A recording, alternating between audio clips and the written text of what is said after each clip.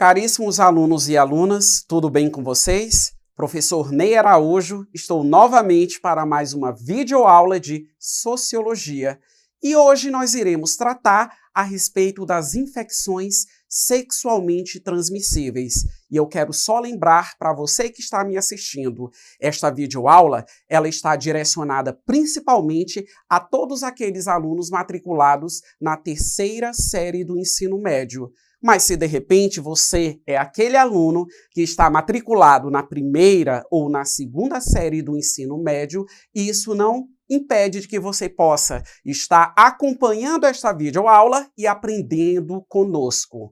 Reforço, a temática desta videoaula trata a respeito das infecções sexualmente transmissíveis. E o que é que isso tem a ver com a sociologia? As infecções sexualmente transmissíveis, elas são decorrentes por conta da nossa conduta. A nossa conduta, principalmente no sentido de manter relações sexuais sem a devida proteção. Então, isso acaba sendo um problema também sociológico. Não é um problema que importa somente a área da saúde.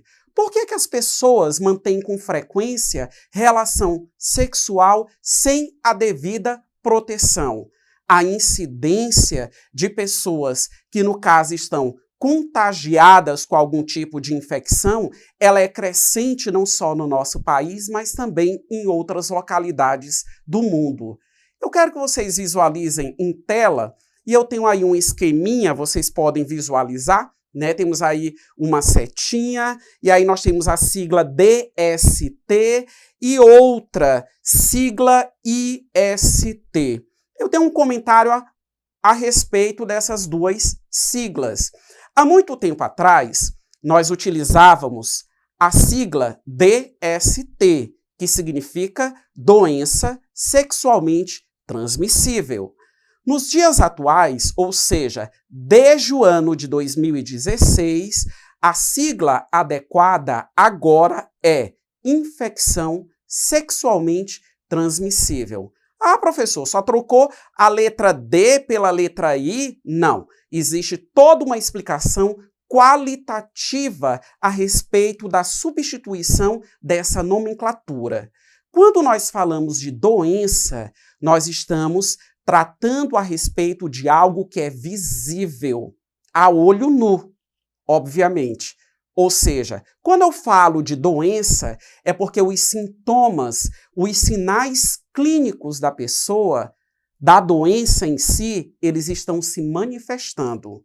Às vezes, a pessoa ela está infectada por uma determinada patologia, mas esses sintomas eles não são visíveis ou, em outras palavras, eles também acabam não se manifestando. Então, por isso que em relação às infecções sexualmente transmissíveis, utilizamos hoje infecções e não doença como antes. Vamos avançar em algumas informações? Então, o que são essas infecções sexualmente transmissíveis? A perguntinha básica. Então vamos acompanhar atentamente a leitura dessa breve explicação? Acompanhem comigo. São infecções causadas por vírus, bactérias ou outros micróbios que se transmitem principalmente através das relações sexuais sem o uso de preservativo com uma pessoa que esteja infectada.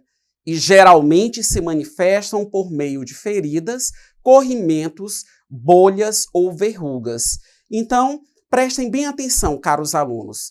O sexo, a prática sexual sem proteção é a principal via para o contágio das infecções sexualmente transmissíveis.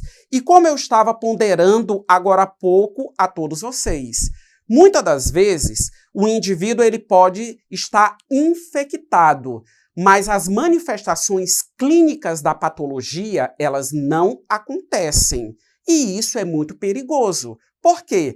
Porque eu também posso me tornar esse agente propagador justamente desta infecção. Ou seja, a sífilis, que é um exemplo de infecção sexualmente transmissível, ela pode não se manifestar em um determinado corpo, mas à medida que aquela pessoa continua tendo essa conduta da prática sexual desprotegida, ela vai contaminando outras pessoas. É por isso que é bastante interessante e isso precisa ser incorporado na cultura, ou seja, no nosso hábito de brasileiros, nós realizarmos determinados exames para fazer um diagnóstico geral, vamos colocar dessa maneira, a respeito do nosso quadro de saúde e, de repente, identificar se eu estou infectado ou não com algum tipo de patologia desta. Avançando, então, quais são as infecções sexualmente transmissíveis? Vocês podem visualizar em tela, eu tenho uma lista dessas infecções, que inclusive vocês podem estar anotando quais são essas infecções. Vocês podem estar, para o aprendizado e informação de vocês, pesquisando a respeito dos sintomas que essas infecções acabam apresentando no organismo humano e temos que levar em consideração que se essas infecções elas não são tratadas, ou seja, quando elas não são tratadas, elas podem gerar, inclusive, sequelas. Não farei a leitura de todas elas, mas irei destacar algumas, como o cancro mole, a doença inflamatória pélvica, a gonorreia, herpes genital, a infecção pelo HIV, que popularmente é conhecido como AIDS, a sífilis, que hoje os dados do Ministério da Saúde no nosso país revela que o número de pessoas infectadas pela sífilis é um número crescente no nosso país, mas não só no Brasil, no mundo inteiro. Existe um crescimento substancial a respeito do número de casos de pessoas infectadas por sífilis. E aí nós podemos justamente nos questionar como que nós podemos prevenir essas infecções sexualmente transmissíveis. E para responder essa simples pergunta, eu trago aí essa imagem, 2 dedinhos simulando um casal, independente da questão da identidade de gênero das pessoas, eles estão aí abraçadinhos, E existe um chapeuzinho, que está pegando aí os 2 dedinhos, que é o quê? É justamente um preservativo, ou seja, é uma questão de conduta. Evitar uma infecção sexualmente transmissível é você ter uma preocupação consigo próprio. Quando você manifesta esse comportamento do autocuidado, consequentemente, a outra pessoa, ela é beneficiada por esse cuidado que você tem consigo mesmo. O uso do preservativo é um método, é um procedimento simples e acessível. Acessível em que sentido?